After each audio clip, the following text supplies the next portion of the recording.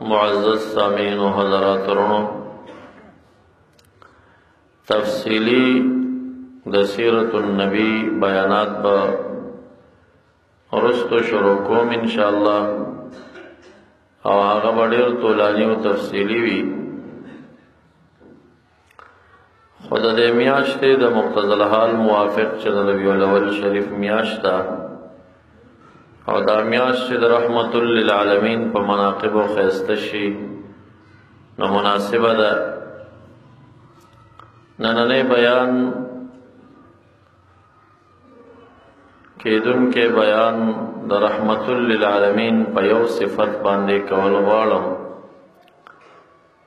چې الله رب الجلال محمد مصطفی صلی الله علیه وسلم د انسانیت سره چې څومره صفات خوند کو، دی مبارک د هغه صفاتو یو مجموعه الله تعالی پیدا کړي.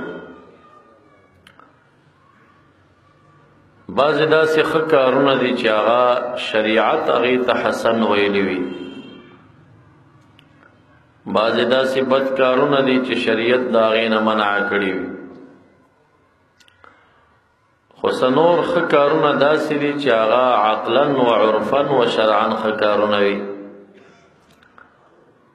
عقل مقتضی د حسن د هغې وي چې دا بهترین کار دی، عرف کې مغه کار ښه کار وي او شریعت کې هم ښه کار وي. او بعضې بد کارونه داسې دي چې عرفا و عقلا و شرعا بد وي. من جمله د هغه کارونو نه چې هغه شریعت حسن ګڼلی وي، یوازې شریعت حسن نه بلکې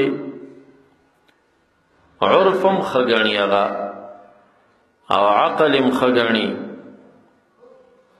هغه صفت د سخا دی.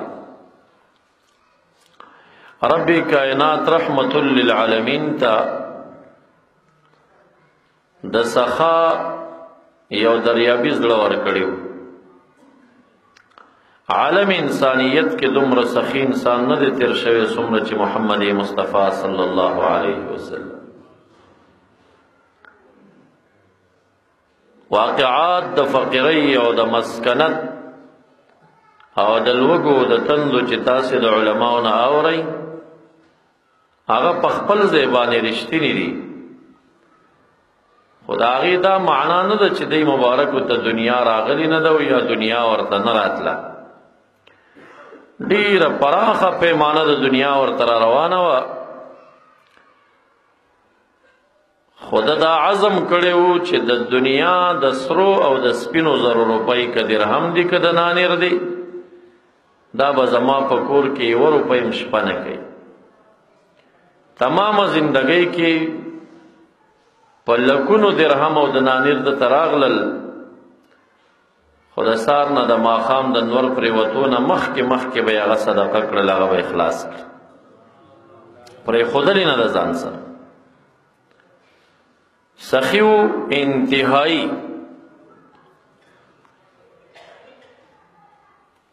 یو کرت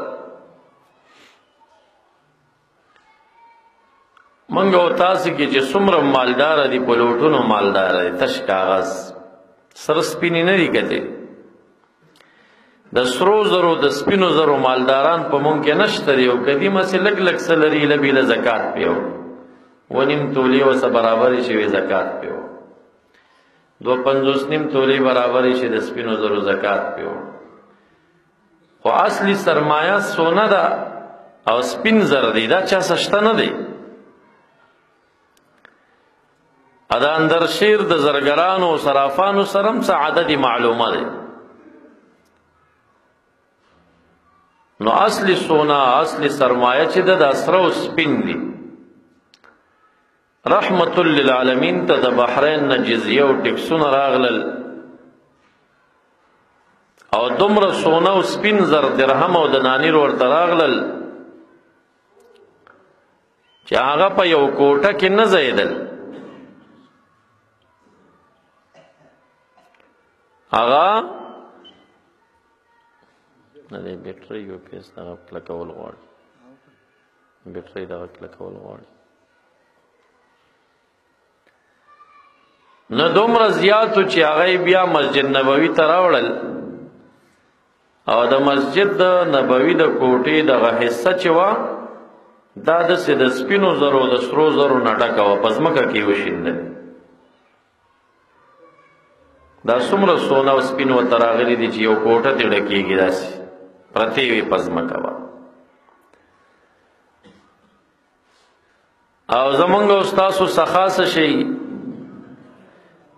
دا ډېر سپینګیري دي رانه خفه نه شي خاص کر دا ډېر سپینګیري اول څه نه ورکوي بیا داسې ډېرو غوټو کې توکړي که نه په ډېره خوارۍ راوباسي بیا هغه چې راوباسي بیا داسې ګوري چې اوس چېرته پنځوسي په ځای باندې رانه سلګون لاړ نه شي بیا هغه داسې پاڼې پاڼې کېږي که نه زمونږ ستاسو نارینه و ټولو کمه ده که ورکو یو عدد باندې ورکو 500 او 100 او 200 مبارک څومره سخا ده تره راغی حضرت عباس رضی الله تعالی مبارک ته عرض کوي زه د کافرانو د خوانه راغلی وم او ستاسو مجاهدینو په بدر کې بندي کړم په زولنیو وتړلم زما یو وراره و عقیل نومې د هغه هم بندي که تاسو د اویاو بندیانو د بدر نه فدیه ټولوله ما نه مم فدیه واخیسته او زما د وراره نه مم فدیه واخیسته زم مسکین او غریب ما وراره مم غریب و انی فادیت نفسی و عقیلا ما د ځانم فدیه درکړې ده او د وراره فدیه مم درکړې ده او اوس ښه مالدار یې ښې ډېر روپۍ درته راغلي دي ما ته دې کې څه راکړه عباس صاحب ورته راکړه اوس مبارک ورته داسې نه وایي چې ښه ورشه خو 500 روپۍ واخله چې ګورې 600 وانخلې یا خپله راشي راواخلي ورته وایي شماري نه وی زه ورشه هغه ډېری پروت دی د سرو د سپینو چې څومره دې وس کېږي اوچت کتی دا سخا ده هغه چې راغی نو څادر یې ورته خور کړ نو په لپو باندې به یې راخستی او څادر کې به یې اچو نو دا څادر یې چې راټول کړ نو هغه دومره ډک و دا سره او سپین خو ډېر وزندار دي که نه دا سړی اوچتولی به نه شي چې زور یې وکړو نو هغه اوچتېده نه یا رسول الله فحملنی علی دا را په اوږه که مبارک ورته فرمایي زه خو یې نه در په اوږه کو اجازت مې درکړې چې اوچت یې که نو دومره زیات دې واخېسته چې اوس یې په ما باندې چې ما ته یې را په شا که زه د دنیا کار کې کومکونه چا سره نه کوم چې دا دنیا به زه تا ته په اوږو درچم وی یو صحابي ته ووایه چې دا را په شا کي وی نه چاته وایم هم نه چې در په شا کي مجبور شو نو یو 16 پیتې کمې کړې چې بیا یې راټول کړ چې زورونه یې وکړه بیا نه اوچتېږي یا رسول الله فحملنی علی دا را په اوږه که وی نه زه خو یې نه در په اوږه کوم چاته ووایه چې هغه یې را په اوږه کې وي چاته وایم هم نور یې دې نه کمې نو درېیم ځل یا څلورم ځل چې زور وکړه هیله بیله یې اوچت کړی شو نو چې داسې روانو نو مبارک پسې کتل چې تر څو پناه شوی نو ورته کتلې چې ما اجازت درکړه درته نو انصافداره تا ته ګېډې وتړوست نو دا د ده د سخا اندازو چې یو کرتې په خرونو باندې سره او سپین زرو 2000 جوړې وي دا راوړه جزیه راغلې وه د نجران د عیسویانو بلال صاحب ته ویل چې ماښام نور پرېوتی نه چې ګورې دې نه څه پاتې نه نو چې دا ټول خلاص کړي هغه اوس خره مخکې کړي دي د مدینې منورې په کوڅو کې ګرځېږي او خلکو نه تپوس هم کوي ځکه چې خزانې وزیر دی بس هغه بې ځایه استعمال نشي تاسو دې کوڅه کې فقیر څوک دی کونډه څوک دی یتیم څوک دی خلک وایي دا دی دا دروازې ټکوي خلکو ته ورکوي ماښام ته لږ ټیم پاتې دی واپس بلال صاحب راغی مبارک تر دې ټیمه کور ته نه وتلی ګینې به چې مونځ وکړو کور ته به بلال صاحب ته وایي څه دې وکړل څه خو پاتې نه وی دا نور خره وار جوړي هر څه مې تقسیم کړي دي خو په یو خر کې یو وري کې لږ سونه او چاندي سپین زر او سره زر پاتې دي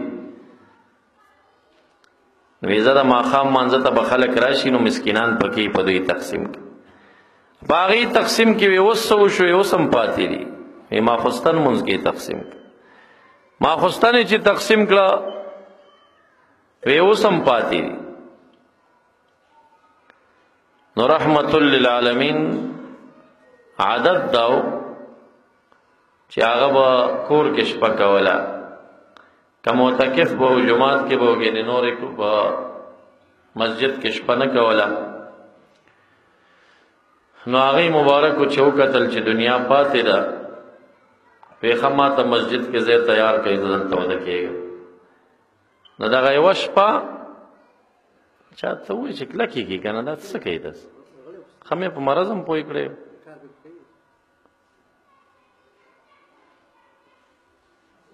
نو هغه یوه شپه ده په مسجد نبوي شریف کې وکړه. سهار چې شنو بلال صاحب ته وایي چې اوس شروع شه، دا څه چې پاتې دي دا تقسیم کا. مازدیګری ټیم و چې بلال صاحب راغی، یا رسول الله صلی الله علیه وسلم اوس 1 روپۍ هم پاتې نه ده، هر څه خلاص شو. وی اوس مې زړه آرام شو. بې د نه بعد مبارک کور ته لاړ. کور ته نه تلوی چې دا 1 روپۍ پاتې زه نه ځم. یوه ورځ وه چې مبارک جمع وکړه. کمو جمع پسې به چې سنتو، نو هغوی به اکثرا د فرض نه بعد اللهم انت السلام منک السلام تبارک یا ذا الجلال والاکرام، یا د دې موافق په احادیثو کې څه نور اذکار راغلي دي هغه به یې وویل او بس زر به پاسېد او ایسته به کور ته لاړ. دا حالت اکثری و. اکثر به یې داسې کول. ولی اکثر داسې کول؟ ځکه اکثر داسې کول چې مبارک به کم کار همیشه وکړه، نو هغه به په امت باندې په دین کې یا واجب وګرځېده او یا به سنت مؤکد وګرځېده. او دا دعا چې د نه واجب ده او نه سنت مؤکد ده، دا څه شی ده؟ مستحب. نو مستحب هغه عمل وي چې رسول الله مبارک په زندګۍ کې کله کله کړی، همیشه یې نه یې کړی، دې ته مستحب ویلی شي. که همیشه یې کړي وي هغه بیا سنت او واجب ګرځي. او دعا چون کې واجب ونه، سنت ونه، مستحب وه، نو مبارک د مانځه نه بعد به ایسته کور ته لاړه، سنت به یې کور کې وکړه. بیا به کله کله پاتې شي چې خلکو ته پته ولګي چې په جماعت کې سنت جایز دي. کمو منځونو پسې به چې سنت نه و، لکه د سهار منځ، مازدیګر منځ، نو سهار منځ کې به اکثر بیا به یې مخ را وګرځولو خلکو ته. کله به یې بیان وکړه، خلکو ته به یې خبرې وکړي، کله به دعا وشوه. چون کې د هغې د کردار د زندګۍ د هر قدم قدم نه دین جوړېده، نو کم کار که هغه یو ځلم کړی دی مونږ به یې کوو همیشه، او کمې چې ډېر کړی دی مونږ به یې کوو همیشه. خو هغه د دایم د پاره په جماعت کې سنت نه کول، بلکې کور ته به ته تر څو چې په امتیانو فرض او واجب نشي. او افضلم دا ده که څوک کور کې سنت کولی شي نو دا افضل دی. او چې ګران دي که تاسو یو ځل تجربه کوئ، کور ته روان شئ، نو زمونږ او ستاسو کورونو کې د عبادت دپاره ځان ته کمره نه وي خاص شوي، په هغې کې ماشومان وي، شور وي، زوږ وي، نو سړی بیا لمونځ په هغه شوق نشي کولی. خو که څوک یې کولی شي او ځان ته کمره لري او شیخان وي، نو سنت په کور کې د جماعت نه افضل دي. دا اتفاقی خبره ده، په دې کتابونو او احادیثو کې ډېر احادیث وارد. نو عمل د نبی اکرم صلی الله علیه وسلم به بیا دا و چې راوبه ګرځېده خلکو ته، صحابه و. نو صحابه خو په ټول مینو، هغې به زور کو چې دې ښي اړخ کې کښېني، ځکه اکثر به رسول الله مبارک ښی اړخ ته راتاوېده. دا ماشوم دلته ولې تاسو کېنولی؟ دا بوځئ، ماشوم جومات ته راوستل جایز نه دي، ښه بار لاړ شو. نو اکثر به بیا ښی اړخ ته راتاو شه، او خلق بم دی اړخ ته زیات ناستو چې د مبارک مخ ته وګوري. نو یوه ورځ چې څنګه داسې راوګرځېده، خلک په دې تمه ناست دي چې یا به دعا کوي یا به موږ ته څه بیان کوي، خبرې به کوي. چې څنګه سلام وګرځو چې راوګرځېده، بس ډایرکټ پاسېد او داسې په سرعت باندې په دې صفونو کې د یو بل په اوږو قدمونه اړول او د کور په خوا باندې په تیزۍ روان. صحابه حیران شو چې دا یې څه نوی غوندې عجیبه عمل و، داسې تیز لاړو، دا ولې؟ بس لږ وروستو بیا راغی، صحابو ته تسلی ورکړي ستاسو به تشویش راغلی چې ما دا منډه یا دا تیزی ولې وکړه. مازیګر منځو زما په کور کې چا سونه راوړه، هغه سونه پاتې وه. مونځ مې چې کوو نو مانځه اخره کې هغه را یاده شوه چې ماښام نږدې دی، هغه سونه دې په کور کې شپه ونه کړي. نو دا منډه مې واخیسته چې د ماښام نه مخکې سونه چاته صدقه کړم، هغه یې صدقه کړ. انتہائی سخی انسان دی مبارک. یو صحابی حکایت کوي وی ما ته مور شوده راکړه چې دا وې څه محبوب. بیبیانو هم ټول ورسره محبت و چې چا به چیلی کور کې و دوه پیلې شوده به یوه به یې ځان ته حساب کوي. دا یو رسول الله مبارک ته ویس شوده یې راته راکړل چې دا وې څه محبوب ته دا مې راواخیستل را مې وړل، او چې کله راغلمه مبارک ته مې چې دا شوده څنګه ورکړه نو خوا کې سونه پرته وه. نو وی دا لاس یې په دې سونه کې خښ کوو، په دې لاس کې چې څومره سونه ځایده داسې ښه موټی ډک خدای ما ته راکړه چې واخله دا ویس. هغه شوده راوړي دي دې مقابل کې سونه ورکوي ور، یو موټی سونه ورکوي ور. سونې ډېر وزن، یو موټی سونه کم از کم لږ څه کم 1 کیلو به خیږي. زما ستا په حساب باندې نن سبا 80 لاک نه برابره قیمت جوړی. هغه شوده راوړي په جام کې دی ورته 80 لاک روپۍ ورکوي، یعنی دومره قیمت ورکوي. دا سخا ده. دا روپۍ چې څوک صدقه کوي دا هم زړه غواړي، خو چې بیا سره زر او سپین زر صدقه کړي نو دا نه ما صدقه کړي او نه لا تاسو صدقه کړي. دا ډېر ګران کار دی.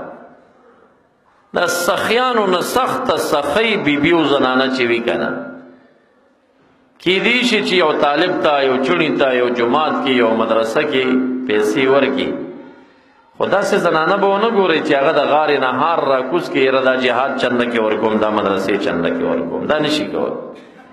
چنده د سرو د سپینو دا ډېره ګرانه. مبارک صاحب رحمت الله تعالی علیہ پیریر چې خراسانی د 36 لاک روپو سونا ډیره مخکې اخیستې وه، 22 کاله مخکې 6,000 وزره کې توله وه که 4,500 کې توله وه. هغه وخت چې بیا کله وفات شو نو دی وصیت کړي و چې دی نه پتري جوړ کړي وي دا ما پسې د اسقاط کې تقسیم کړي.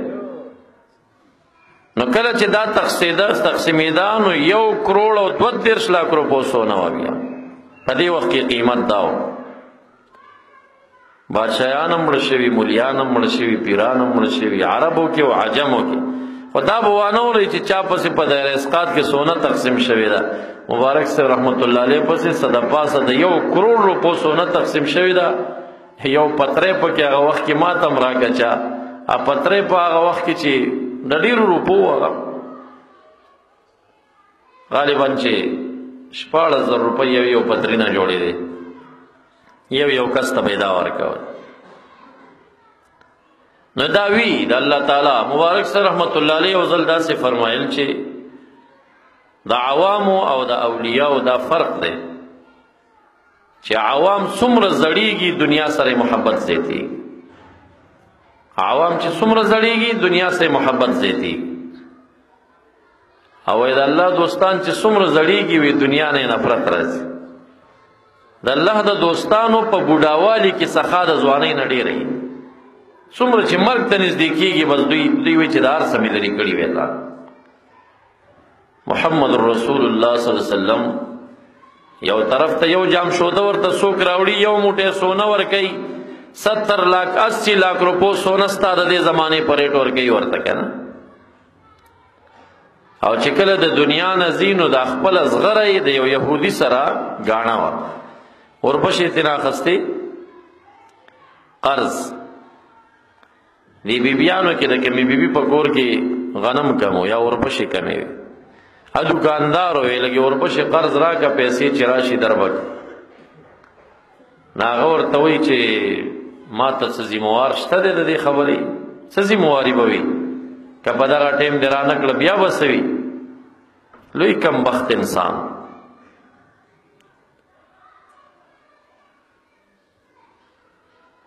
مبارک ورته فرمایي یو زغره یې راوړه، خپله زغره، جهادي زغره وه.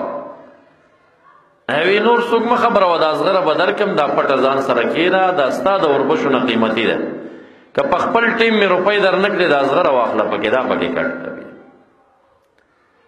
رحمت للعالمین دنیا نه پرده شه. ودرعه مرهونة عند یهودین، او هغه زغره د یهودي سره ګاڼه پاتې شو او د وربشو په بدل کې ګاڼه کړې وه. صدیق اکبر رضی الله تعالی عنہ بیا هغه زغره د یهودي د ګاڼې نه خلاصه کړه او پیسې ورته ورکړې او هغه د برکت لپاره وساتل. نو داسې نه و چې د دنیا نه راتله، دنیا ډېره زیاته ورته را روانه وه، خو دا دنیا یې بیرته خرچه کوله، بیرته ختموله. نو ما عرض دا کو چې ښه صفات خو ډېر دي، خو په دې صفاتو کې یو صفت د سخا دی، او دا د سخا داسې صفت دی چې شریعت کې هم صفت شوی دی چې السخي قریب من الله، سخي الله ته ډېر نږدې وي، قریب من الناس وي، د خلکو ته هم ډېر نږدې، د هر چا خوښي. سخي سړی د هر چا خوښ، ګاونډیانو ورسره مینه ولې احسان ورسره کوي. طالبانو تم ډېر ګراني سخي سړی پیژني دا سخي، او د جماعت د ملا صاحب ته خو د زړه ټوکړی هغه ته خو سم ګراني سخي سړی، او دا بخیل نه دی، بخیل دا د جماعت د امام صاحب ډېر بدي شي، سمې بدي شي. ګور هسې هغه ورته خاندي را خاندي، دی هم ورته خاندي، زیرداري د کوي سره، خو نورې سم بدي شي. بخیل د هر چا بدي شي، خو جماعت د ملا صاحب سم بدي شي. ګور نو دا او سخی ورته ګراني، الله تعالی ته هم ګران، رسول الله مبارک فرمایي خلکو ته هم ګراني وي، الله ته نږدې، خلکو ته نږدې. قریب من الجنت وي، سخی سړی جنت ته هم ډېر نږدې. بعید من النار، سخی سړی الله ته نږدې، خلکو ته نږدې، جنت ته نږدې. یو شي نه لرې دی چې د جهنم نه ډېر لرې سخی سړی. او بخیل سړی بعید من الله، بعید من الجنه، بعید من الناس، قریب الى النار. بخیل سړی د الله تعالی نه ډېر لري، د خلکو نم لري، د خلکو هم بدي شي، او د جنت نم لري. یو ځای ته نږدې دی چې جهنم ته ډېر نږدې دی. هغه عالم به وایي ډېر لوی افسوس او ارمان کوي چې بیان یې کړی وي، خلکو یې په بیان عمل کړی وي، د بیان د عمل په وجه هغه خلک سامعین جنت ته لاړ شي او دا مولا جهنم ته روان وي. الله دې موږ ته وساتي، امین. وی دا به ډېر ارمان کوي چې دا خو هغه عوامو چې زما په خبرو جنت ته رسېدلي دي، او وی هغه مالدار پلار به ډېر لوی افسوس ارمان کوي چې دا مال یې ګټلی وي او خرچه کوي نه د دین په کارونو باندې، او دی مړ شي په دې زامنو کې یو زوی الله سخي وخېږي، د پلار ګټلی مال زوی خرچه کړي، نو د پلار په پیسو جنت کې محلونه واخلي، او هغلته پلار به خړې سترګې پاتې وي، دا هغه زما دنیا وه، دی په جنت ته لاړو، په هغه دنیا زه جهنم ته روان. وی دا پلار به ډېر لوی افسوس ارمان کوي. نو زما معزز رحمت للعالمین داسې سخي و چې ما او تا ته خالق لا یزال سوی قرآن کریم کې انفقو انفقو انفقو، خرچی کوئ، خیرات کوئ، خیرات کوئ. هر صورت او هر قرآن آیتونو کې ګوري د انفاق امر کوي، ځکه الله تعالی ته پته ده چې د عام انسانیت کې بخل شته دی، او چې کله خیرات شروع شي نو بخل ختمیږي. او رسول الله مبارک ته څنګه امر کیږي، لا تجعل يدك مغلولة الى عنقك، اے محبوبہ دا لاس دے سٹ پوری تڑلے مساتا کنایہ دا بخل ندام، بخل مکوام. ولا تبسطها كل البسط، خدا لاس دے بالکل کلاو مساتا چه سرازی نو ٹولے ورکے، دا سم مکوا. نگورا موتا تا دا کنٹرول دا پارا نوی مبارک کنٹرول ای، ولی کنٹرول ای، اگر سخا دا اگر طبیعت تے دسی سخی دی چې سرازی ټول ورکي، الله تعالی ورته وی دا لاس دسی مساته چې سرازی ټول ورکي، لکه گزاره کوا. نه دومره سخي دي چې عام انسانیت الله تعالی په سخا ماموري چې سخا کوا او هغه کنټرولي چې تل گزاره کوا تا دا لاس بالکل کولو ساتلې لګه گزاره کوا دومره سخي انسان.